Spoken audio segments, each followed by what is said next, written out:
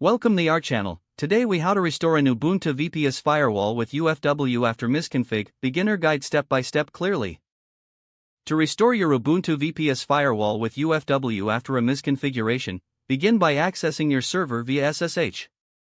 Open your terminal and type in the SSH command followed by your server's IP address. Enter your username and password when prompted to log into your VPS. Once logged in, check the status of UFW by typing sudo of status. This will show you whether the firewall is active or inactive.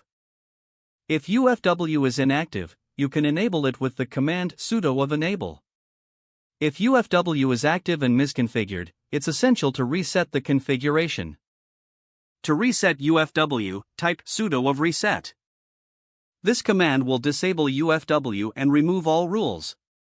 After resetting, you will see a confirmation message. Next, it's time to set up basic firewall rules. Start by allowing SSH connections to ensure you do not lock yourself out. Enter the command sudo of allow open SSH. You can confirm this rule has been added by typing sudo of status. After allowing SSH, proceed to specify any additional rules required for your applications. For example, if you run a web server, you can allow HTTP with sudo of allow HTTP. If you need HTTPS, enter sudo of allow HTTPS. Once all desired rules are added, it's time to review the active configuration. Run sudo of status once again to see your current settings. To activate the firewall with your new rules, type sudo of enable.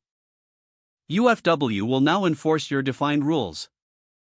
To verify everything is working as intended, perform tests by trying to access your server. Make sure to check for open ports and ensure your services are reachable. If issues persist, recheck the rules you have set. Adjust any configurations as needed and re-enable UFW. Regularly updating and auditing your firewall settings is a good practice.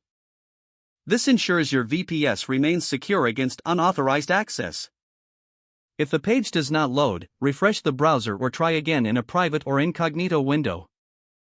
Don't forget to like this video and subscribe to our channel for more step-by-step tech guides.